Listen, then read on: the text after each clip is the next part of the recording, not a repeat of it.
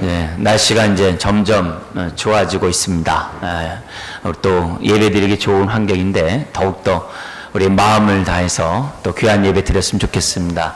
몸을 위해서 귀한 음식들을 먹어야 되듯이 우리의 영혼을 위해서 귀한 양식을 먹어야 됩니다. 바로 이 예배는 우리 영이 살아나는 귀한 예배 또 귀한 양식인 줄 믿습니다. 그래서 예배를 통해서 영이 살아나고 또 삶 속에서 하나님의 선한 손길들이 살아나는 시간들이 됐으면 좋겠습니다. 저는 지금 여러분들에게 계속해서 좁은 문으로 들어가기 힘쓰라는 그 말씀을 가지고 하나님의 뜻들을 나누고 있습니다. 우리 주님은 좁은 문으로 들어가라고 말씀만 하는 것이 아니라 삶을 통해서 그리고 여러 가지 교훈의 말씀을 통하여 좁은 문으로 들어가는 것이 어떤 모습인지 삶을 통해서 우리들에게 알려주셨습니다. 땅끝까지 이르러 내 증인이 되라. 제자를 삼으라고 말씀하셨던 주님은 우리가 단순히 제자 삼으라고 명령한 것을 끝나는 게 아니라 제자의 삶, 다른 말로 하면 제자도의 삶을 살아감으로 제자를 삼을 것을 우리들에게 명령하셨습니다. 그래서 우리가 주님의 이런 제자도에 대해서 관심을 갖고 어떤 것이 제자도이고 어떤 것이 좁은 문 들어가기를 힘쓰는 삶인지를 저 여러분들이 잘 배워서 정말 땅끝까지 이르러 증인되고 제자 삼는 저와 여러분들이 되어야 될 줄 믿습니다. 우리가 제자도의 삶을 살려고 한다면 큰 그림이 있어야 됩니다. 방향성이 분명해야 합니다. 그래서 큰 틀을 저와 여러분들이 먼저 분명히 가진 다음에 제자도의 삶을 살 때 제대로 살아갈 수가 있습니다. 그래서 오늘 읽었던 이 본문의 말씀을 통해서 우리가 어떻게 제자도의 삶에 대한 큰 그림을 그려야 하는가 한번 우리가 좀 살펴보면서 좁은 문 들어가기를 힘쓰는 저와 여러분들이 이런 오늘의 말씀에 따라 큰 그림을 가지고 제자도의 삶을 살았으면 좋겠습니다. 여러분, 성경은 한 사람의 역사를 기록한 게 아닙니다. 성경은 하나님의 구원에 관련된 하나님의 뜻을 기록한 것이 성경입니다. 그래서 성경이 기록된 한 사건 한 인물에 대한 그런 말씀들은 우리들에게 매우 소중합니다. 성경에 이스라엘의 역사를 이 구약이 기록하고 있음에도 불구하고 많은 부분들이 생략되어 있다는 것을 기억해야 합니다. 마태복음 1장에 보면은 족보가 나오죠. 그래서 마음 먹고 성경 읽다가 이제 지쳐서 포기하게 하는 것이 마태복음 1장입니다.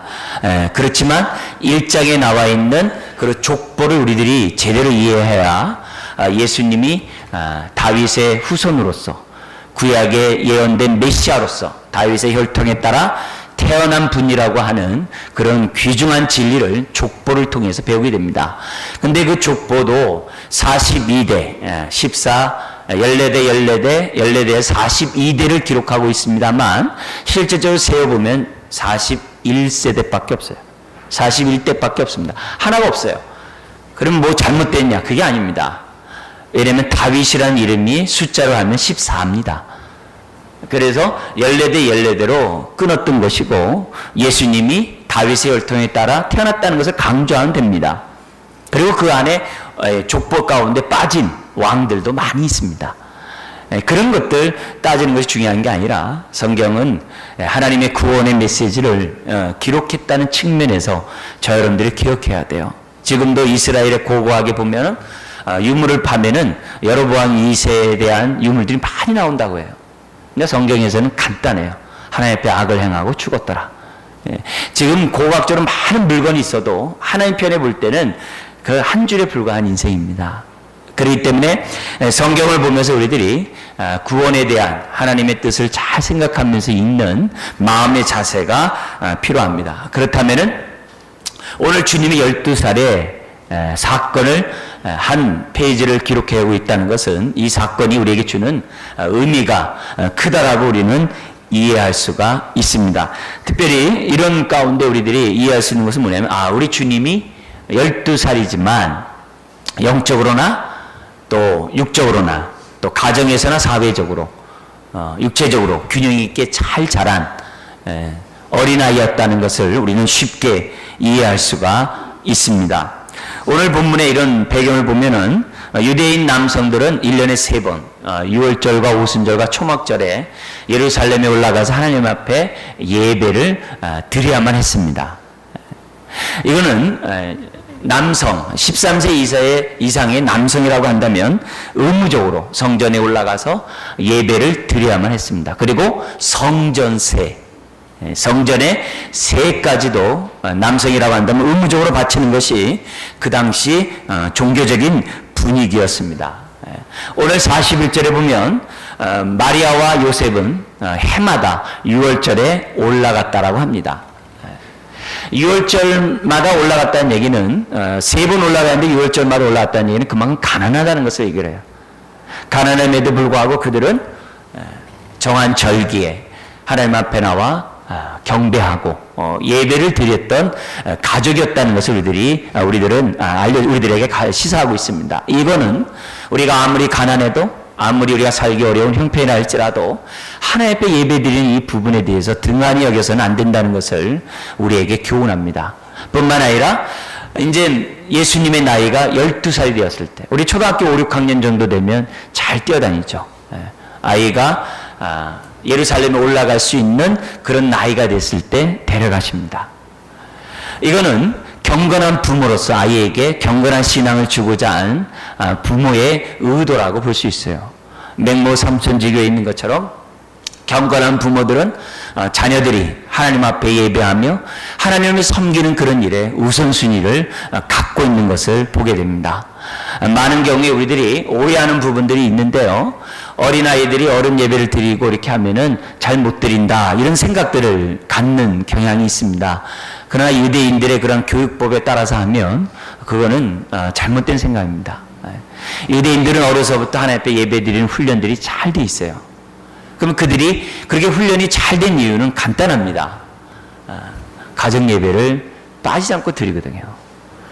그래서 가정 예배의 그 분위기에 익숙한 아이들은 교회 와서 예배 드리는 그 분위기가 익숙합니다. 그러나 가정에서 예배 드리지 않는 자녀들이 교회 왔을 때는 어른들과 함께 예배 드리기는 어려운 거죠. 심지어는 같은 또래가 모여서 예배를 드린다 하더라도 어려운 것이 사실입니다. 그렇기 때문에 부모들이 어려서부터 이런 마리아의 이런 가정의 부모의 전통에 따라서 가정 예배를 드리는 것은 자녀들에게 매우 귀중한 영적인 유산을 물려주는 일이라고 생각합니다. 또 하나, 이 가정 예배를 드리는 것뿐만이 아니라 부모와 자녀의 관계가 친밀하면 아이들은 부모와 함께 예배 드리는 것을 굉장히 좋아합니다. 부모와 함께 앉아있고 함께 신앙생활하는 그 모습을 즐거워하게 되어 있습니다. 그러니까 평상시에 부모와 자식 간의 그런 친밀한 관계를 유지하는 것은 자녀에게도 굉장히 유익한 그런 행동인 것을 저와 여러분들이 기억하셔야 됩니다. 집안에서도 말이 없는 분이 함께 예배 드리려 하자. 이게 쉽지 않습니다. 쉽지 않습니다. 그래서 오히려 우리들이 평상시에 좋은 관계를 가짐으로 예배 가운데 함께 드릴 수 있다고 한다면 더욱더 부모 자식 간의 관계가 이렇게 향상될 줄 믿습니다. 우리 오늘 본문에 보면은 요셉과 마리아는 어린아이지만은 유대인의 전통 또 신앙의 경건 훈련을 위해서 먼 길을 아이를 데려갔던 것을 보게 됩니다. 보통 하루길 반 정도 가야 예루살렘에 간다고 그래요. 늦으면 뭐 이틀 길도 간다고 그러는데요. 그러니까 하루 종일 걷는 거죠. 쉽지 않은 여정이지만 부모는 12살 된 아들을, 예수님을 데리고 예루살렘에 가기로 이제 결정하게 됩니다. 그리고 예배를 드리고 이제 집으로 돌아갈 때가 됐습니다. 근데 상황이 이렇게 봤을 때 이 부모들은 예수님이 그의 친구 또래와 함께 어울리면서 고향에 간다라고 이제 착각했던 것 같습니다. 그런데 오늘 본문에 보면은 그런 부모의 생각과 달리 예수님은 랍비들 앞에서 부모가 없음에도 불구하고 묻기도 하고 듣기도 하는 가운데 교제하고 있는 그런 모습을 띄었다라고 본문은 설명하고 있어요. 그러면 예수님은 왜 랍비에게 계속 듣기도 하고 묻는 그런 행동을 했는가? 우리가 추측할 수 있는 것은 뭐냐면 그 당시 전통에 보면은 예루살렘 같은 데 올라가서 절기되면은 많은 랍비들이 그런 성전뿐만 아니라 아주 곳곳에 사람 모이는 곳에 가서 하나님의 말씀을 가르쳤다고 그래요. 그러면 많은 사람들이 그 랍비를 통해서 하나님의 말씀을 배웠던 거죠. 그때 자유롭게 예배를 드리고 나서 묻기도 하고 또 이렇게 여러 개 듣기도 하고 또 질문하는 가운데 시간을 가졌다고 합니다. 예수님이 계속해서 랍비 곁에 서서 말씀을 듣고 질문하는 그런 행동을 한 것을 보면 그의 부모와 함께 랍비 곁에서 말씀을 듣는 훈련을 했다라고 우리가 추측할 수 있어요. 예수님이 부모와 떨어져 가지고 이제 정신 팔려서 이렇게 있다라는 이런 것보다도 부모를 못 만나게 되니까 또 랍비 옆에 있을 수 있다라고 생각하죠. 어쨌든 아들이 없는 것을 발견하고 다시 돌아와서 아들을 찾았는데 3일 만에 찾는데 예수님이 어디에 있었다고 그럽니까? 랍비 앞에 서서 듣기도 하고 질문하는 그런 시간을 보내고 있었다는 거예요. 근데 주님의 질문이 얼마나 지혜로웠든지 뭐라고 얘기하냐면 그 주변에 있는 사람들이 다 어떻게 돼요? 놀랍게 여겼다라고 47절에 설명합니다. 우리 한번 읽어볼까요? 듣는 자가 다 그 지혜와 대답을 놀랍게 여기더라. 그러니까 이 요셉과 마리아는 6월절 그 기간, 보통 이제 한 주간 이제 지키는데요. 그 한 주간 지키는 동안 다 지키지 않고 중간에 돌아갔던 것 같아요. 그렇지만 예수님은 6월절 그 기간을 온전히 한 주간을 성전에 머물면서 하나님의 말씀에 대해서 질문도 하고 듣는 그런 시간을 가졌다는 거죠. 자, 이런 모습을 보고서 그의 부모는 놀란 거죠. 여러분 자식을 잃어본 부모들은 잘 다 아시죠? 그죠? 가슴이 다 정말 아찔하죠. 근데 그런 모습 가운데 예수님의 이런 지혜로운 주변 사람들에게 놀랍게 하는 모습은 눈에 보이지 아니하고 예수님을 발견하자마자 그의 부모가 놀라서 얘기를 합니다. 48절 읽어볼까요? 그의 부모가 보고 놀라며 그의 어머니는 이르되 아이야 어찌하여 우리에게 이렇게 하였느냐 보라 내 아버지와 내가 근심하여 너를 찾았노라.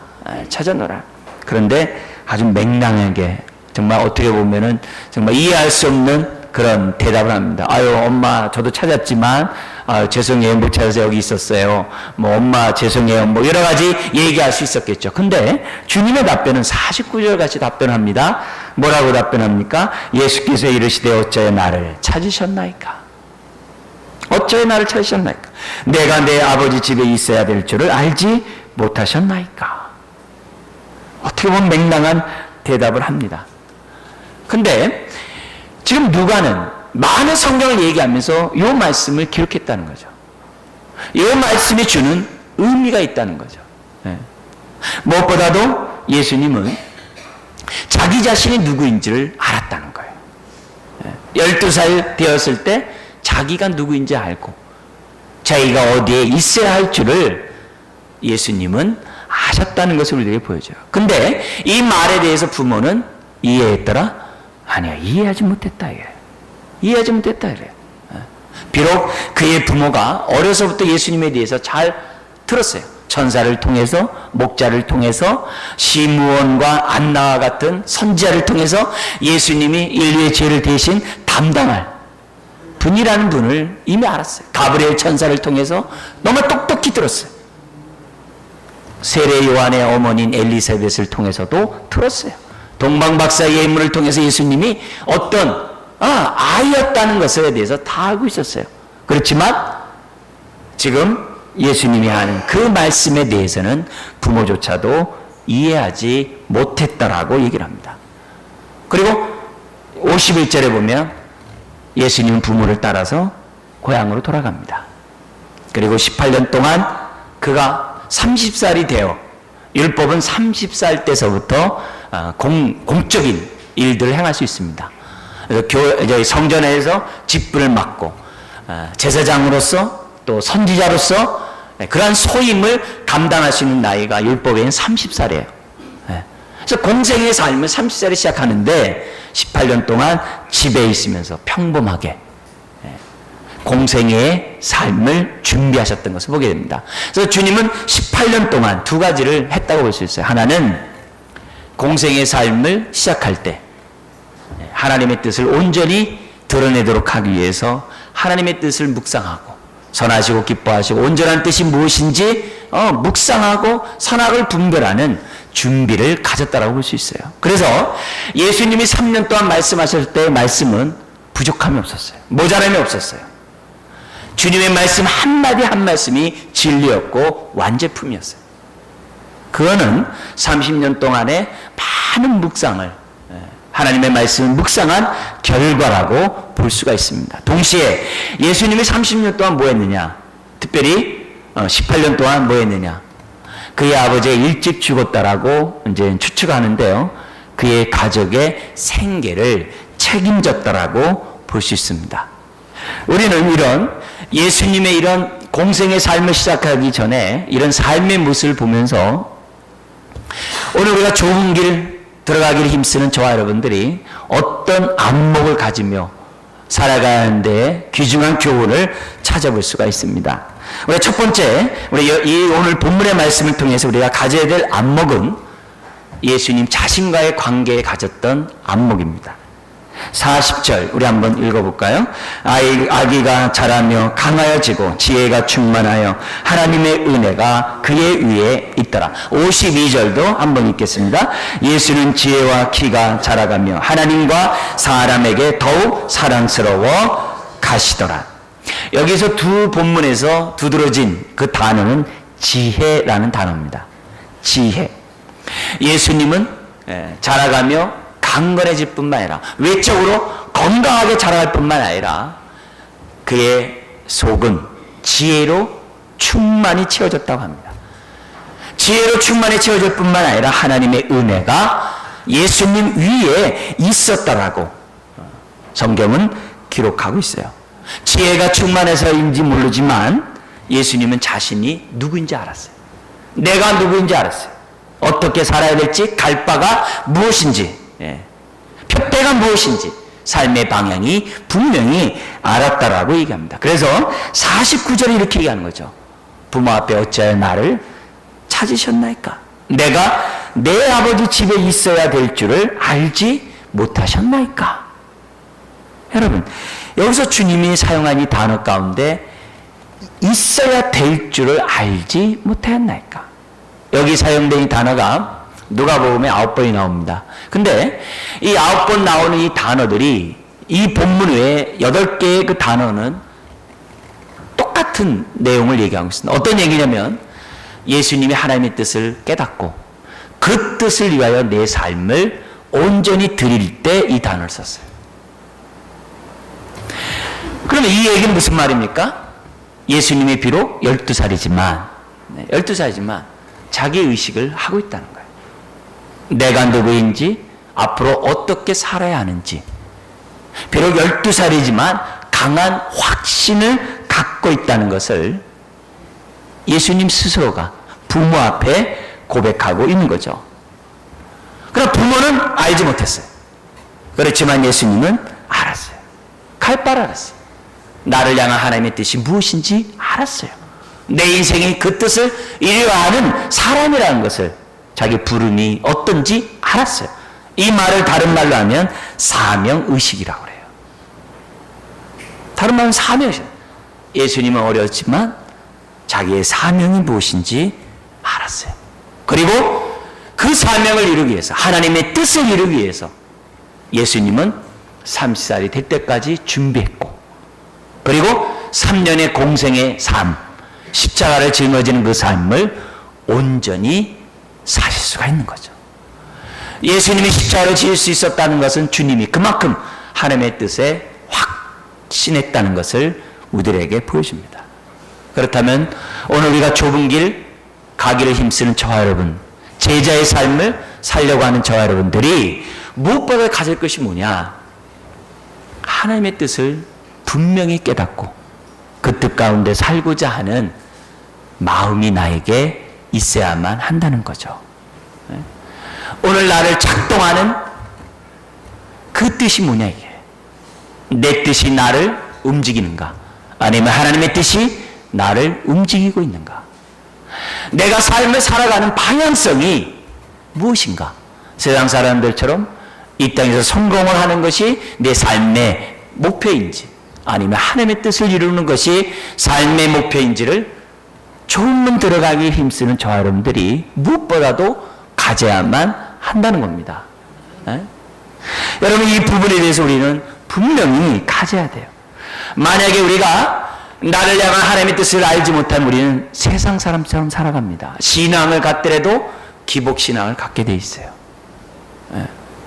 기복신앙을 갖게 돼 있어요. 무속신앙 속에서 신앙생활을 하게 돼 있는 것이 우리들이에요. 그렇기 때문에 오늘 내가 하루를 살아갈 때 나를 움직이고 내 마음을 잡고 있는 하나님의 뜻이 무엇인지를 분명히 하셔야만 합니다. 주님은 먼저 그 나라와 그 일을 구하라고 했어요. 나를 향한 하나님의 뜻이 무엇인지, 너를 부르신 목적이 무엇인지 분명히 알라고 했어요. 알아야 우리가 그 뜻대로 살아갈 수 있고 주기도문처럼 하늘에서 이룬 뜻이 이 땅에 이루어지이다. 나를 통해, 우리를 통해 그런 기도를 저와 여러분들이 행할 수가 있습니다. 여러분, 우리가 원튼 원치 않든 우리는 이미 세상에 물들어 있어요. 또 물들어 갑니다. 그래서 우리의 생각에서부터 하나님의 뜻과 다른 것을 분별해 하셔야 됩니다. 이 땅에 살아가는 그 목적에서도 분별할 뿐만이 아니라 내 안에서부터, 사실 바깥에 있는 것은 내 안의 결과입니다. 내가 잘못된 생각을 갖고 있는 것들을 구별해내야 됩니다. 그렇지 않고 무늬만 우리가 신앙생활하고 무늬만 좁은 길 간다라고 얘기하면 로세처처럼 넓은 길 쳐다봅니다. 뒤돌아보다가 소금기둥 돼요. 좁은 길 가면서도 확신이 없을 수 있어요. 왜요? 하나님의 뜻을 내가 확실히 깨닫지 못하면. 그렇기 때문에 저나 여러분들이 늘 하나님의 말씀을 듣는 가운데 뜻을 분별해야 돼요. 그래서 내 안에서 하나님의 뜻과 다른 부분이 있으면 잘라내야 돼요. 예를 들면 내 자신이 우주의 중심이다. 동양 철학에서는 아주 핵심이죠. 동양 가운데 살아가는 사람들은 내가 소우주라고 다 얘기하잖아요. 이런 개인주의 정말 위험합니다. 뿐만 아니라 내가 갖고 있는 소유물이 곧 나를 대변한다라고 하는 이 소비주의다. 사람들이 명품 같은 거 왜 가져요? 그게 자기 있냐 착각하기 때문에 그런 거죠. 그런 소비의식이 내 머릿속에 자리 잡고 있는 한 좁은 길 못 갑니다. 하나님의 뜻을 분별할 수가 없습니다. 심지어 지금같이 이렇게 막 우경화된 여러 나라들의 모습들 있죠. 그런 국가주의 속에서 살아간다고 한다면 하나님의 선한 뜻을 이룰 수가 없습니다. 심지어는 우리 상대주의들 있죠. 나는 네 생각과 달라 하면서 자기 생각에 옳은 대로, 전형적인 원죄죠. 원죄는 하나님 없이도 자기가 하나님 있냐 착각하면서 살아가는 것. 그게 오늘날 상대적 이 도덕주의들이 많아요. 네 생각 그러니? 내 생각은 이래. 누가 뭐라 하면 기죽이지 말라 그러고. 그런 모습들이 우리들 안에, 이런 모습으로는 좁은 길 갈 수가 없어요. 그리고 모든 것 중에 오직 물질만 중요하다고 하는 이 과학적 자연주의 얼마나 많은지 몰라요. 지금 대학 강단 다 지배했죠. 지금 우리 세상의 창조론 우리가 조금이라도 주장하면요, 지금 유명한 학계는 다 물러납니다. 그래서 한때 이 추방이라는 이 다큐멘터리 영화가 나온 게 있어요. 이 추방이라는 그 영화가 뭐냐면은 어쨌든 지적 설계라는 그 말을 입 밖에만 내도 미국의 유명한 연구소나 대학 교수 다 잘립니다.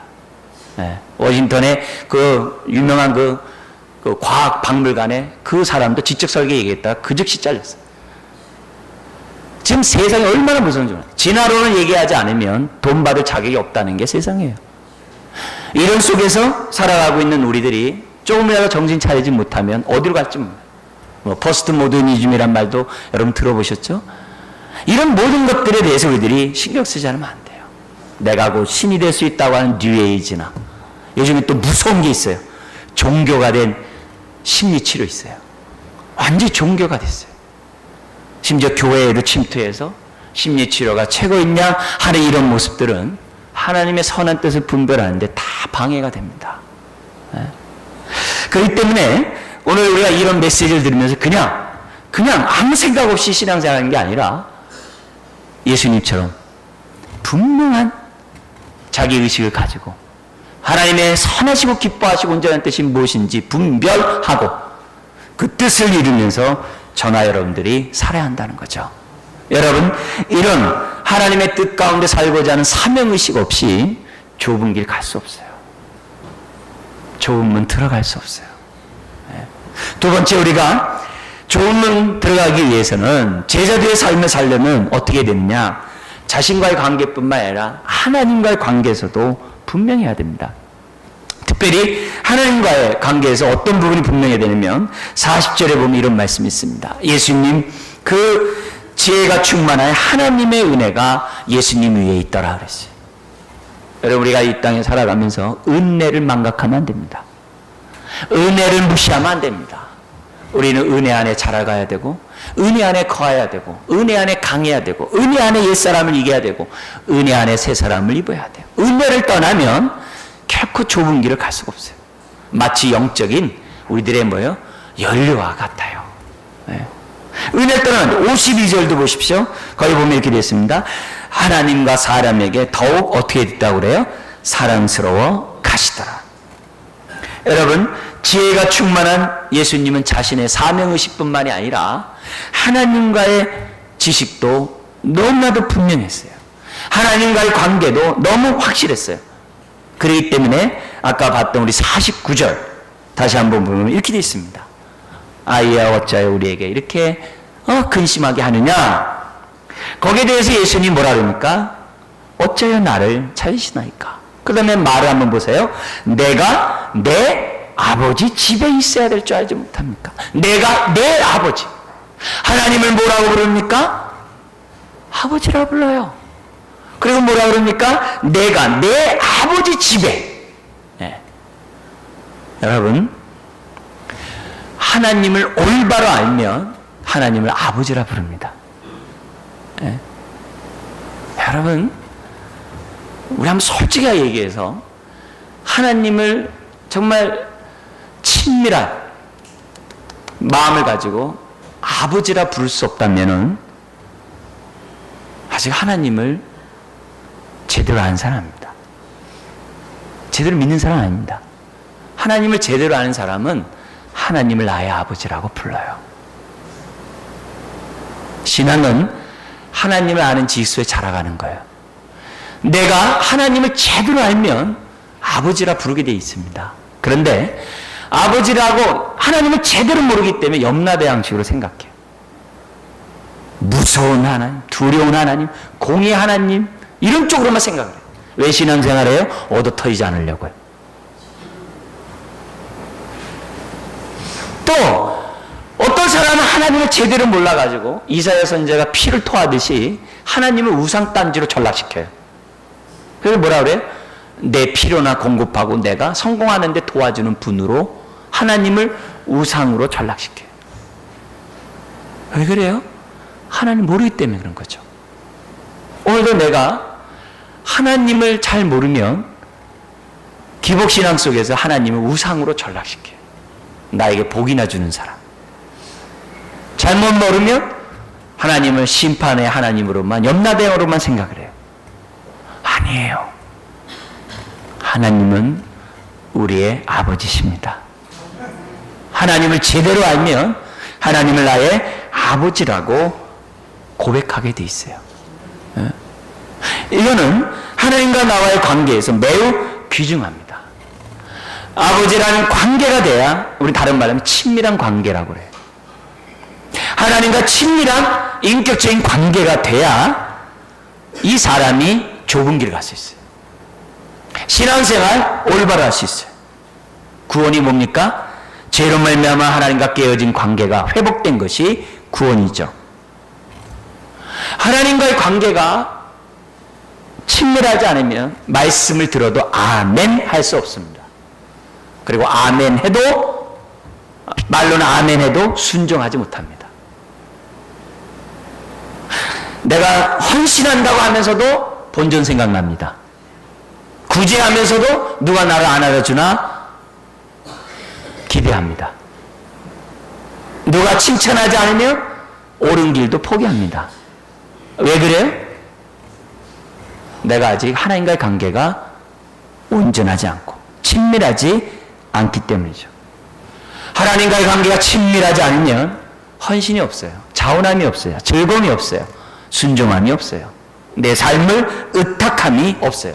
그러니 변화와 성숙은 없죠. 누림과 자유라는 말은 먼 나라 얘기죠. 신앙의 정말 기본은 하나님과의 바른 관계를 가져야 돼요. 하나님이 나의 아버지가 돼야 돼요. 신앙생활하면서 자기를 자랑하고 자기 의를 드러내고 자기를 과시하고 왜 그래요? 하나님과 관계가 친밀하지 않기 때문에 그래요.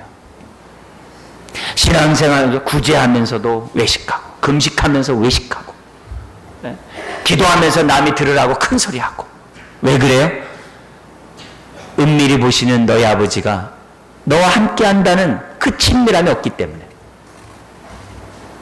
골방기도 왜 합니까? 친밀하니까. 구제하면서 왜 사람들 앞에 보이지 않으려고 합니까? 왼손 하는 거 오른손 모르게 합니까? 하나님과 친밀하니까. 하나님의 임재 속에 있으니까. 하나님이 나와 함께한다는 사실을 내가 아니까 보일 필요가 없는 거죠. 자랑할 필요가 없는 거죠. 왜 교만합니까? 하나님 잘 모르니까. 잘 모르니까. 여러분, 친밀하지 않으면 내 삶을 의탁 못해요.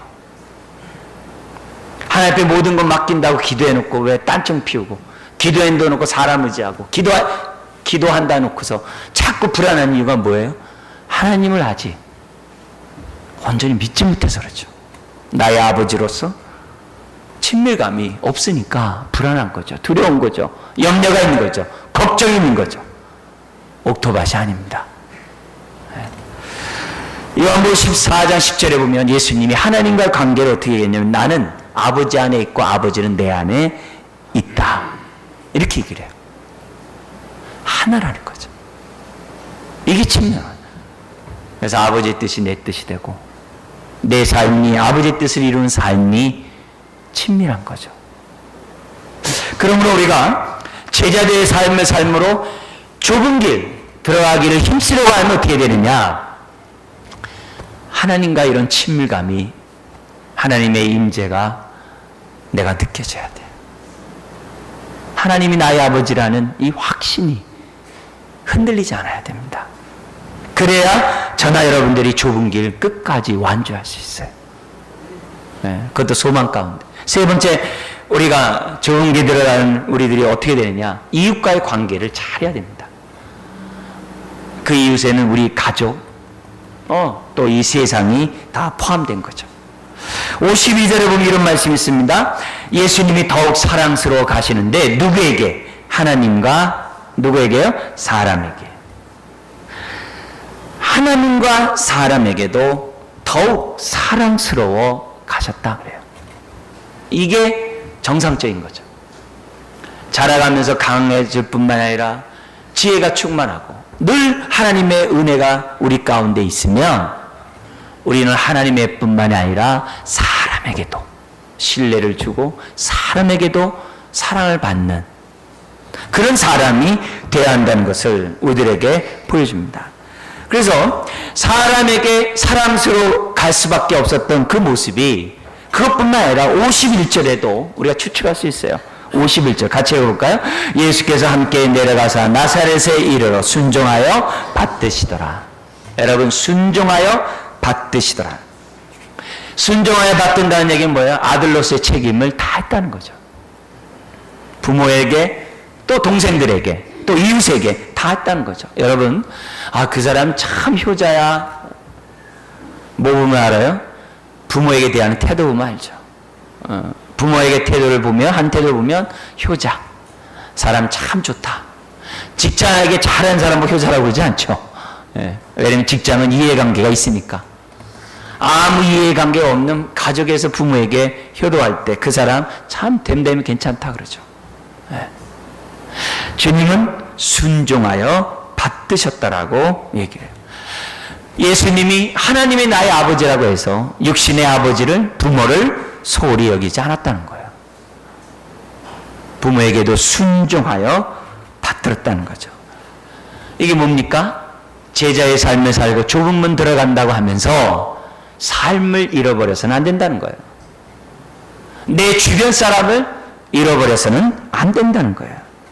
눈에 보이지 않는 부모를 섬기지 않고 어찌 눈에 보이지 않는 하나님을 섬기냐 했어요. 육신의 부모를 사랑하지 않고 어찌 하나님을 사랑하겠어요. 가정예배, 가정교육이 왜 중요합니까?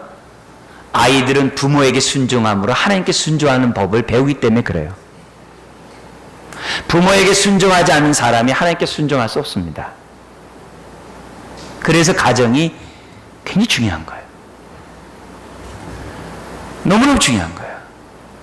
혹시 내가 부모에게 순종하지 않고 하나님께 열심히 순종할 수 있다 생각하면 그건 맹신입니다. 그건 말도 안 되는 얘기예요. 네. 말도 안 되는 얘기예요.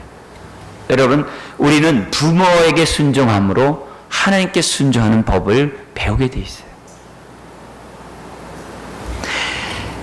예수님이 순종하여 받드시다는 이 말은 우리에게 많은 걸 시사합니다. 고르반 신앙이라는 거 아시죠? 하나님께 헌금했기 때문에 부모에게 사줄 밥이 없대요. 사줄 돈이 없대요. 그 신앙은 고르반 신앙이었어요. 외식이고 회칠한 무덤이고, 그거는 도저히 있을 수 없는 행동이라 했어요. 우리가 신앙생활에서 오해하지 말아야 될 것은 제자들의 삶을 살면서 주변 사람을 무시하는 것은 온당한 태도는 아닙니다. 가정만이 아닙니다. 내 주변 사람들, 뭐 학교면 학교, 직장이면 직장, 세상 사람이 세상, 주변 사람을 잃어버려서는 안 됩니다. 주어진 책임들을 감당해야 하는 거죠. 주님이 십자가에서 마지막 죽는 그 고통의 순간에서도 자기 육신의 어머님 마리아를 제자에게 부탁합니다. 아들로서의 소임을 다하는 거죠. 우리는 두 개의 시민권을 갖고 있습니다. 하늘의 시민권뿐만 아니라 이 땅의 시민권을 갖고 있습니다. 우리는 영적인 가족인 교회만 아니라 육적인 가족을 갖고 있습니다. 우리는 모든 부분에 있어서 저와 여러분들이 균형이 있어야 돼요. 물론 우선순위는 차이가 있을 수 있죠. 균형이 있어야 합니다. 제자도의 삶을 살려고 한다고 한다면 우리 주변 사람을 무시해서는 안 됩니다. 저나 여러분들이 선한 사마리아인이 되어야 됩니다. 고통 가운데 있는 사람에게 책임을 다해야 됩니다. 아픔 가운데 있는 사람에게 책임을 다해야 됩니다. 가족뿐만이 아닙니다. 내 주변 사람들에게 해야 될 사명들을 감당해야 합니다. 그것이 제자도의 삶이요, 좁은 문 들어가는 저와 여러분들의 삶입니다. 삶을 잃어버리지 않고 좁은 문에 들어가는 그것이 오늘 제자도의 큰 안목이라는 사실을 기억해야 됩니다. 말씀을 정리하겠습니다. 여러분, 제자도의 삶, 좁은 문 들어가기 힘쓰려면 어떻게 됩니까? 자신과의 관계에서 하나님의 뜻대로 살고자 하는 사명의식이 분명해야 됩니다. 하늘에서 이룬 뜻이 이 땅에 나를 통해 이루고자 하는 사명의식이 분명해야 돼요. 표대가 분명해야 됩니다. 향방 없이 달리는 것이 아니라, 뜻없이 무릎 꿇는 것이 아니라, 주여 주여 하더라도 분명한 목적의식을 가지고 하나님 앞에 주의 이름을 불러야 될 줄 믿습니다. 뿐만 아니라 사명감을 감당한답시고 그 열정과 뜨거움에 앞선 나머지 하나님과 친밀함을 잃어버려서는 안 됩니다. 사명감은 하나님과 친밀할 때 감당할 수 있습니다. 완주할 수 있습니다. 즐거움으로 사명감을 감당할 수가 있습니다. 그래서 주님을 섬기는 저와 여러분들이 하나님의 친밀함 속에서 살고자 몸부림쳐야 됩니다. 세 번째, 우리가 친밀함 속에 사명감 한답시고 내 주변을 망각하면 안 됩니다. 내가 해야 될 책임들을 소홀히 여기면 안 됩니다. 삶을 잃어버리는 신앙은 온전하지가 않습니다.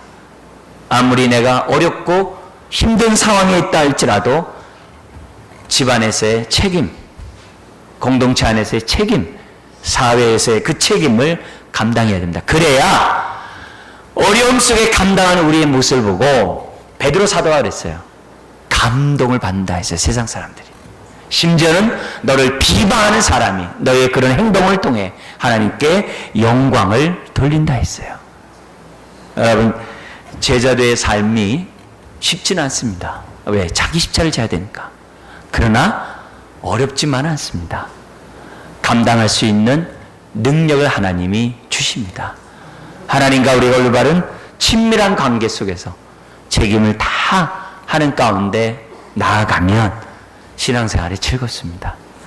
롯의 처처럼 뒤를 돌아볼 필요가 없어요. 푯대만을 향해 행복하게 저 여러분들이 나아갈 수가 있습니다. 우리 완주하시기를 주의 이름으로 축원드립니다.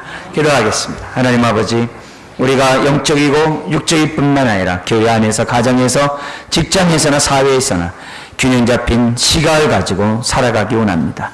주님, 오늘 우리를 제자로 부르셨사오니 제자의 삶을 온전히 살게 하시고 그로 인하여 땅끝까지 이르러 주의 제자를 삼는 주의 사역을 감당케 하여 주옵소서. 감사하며 예수님의 이름으로 기도드리옵나이다. 아멘.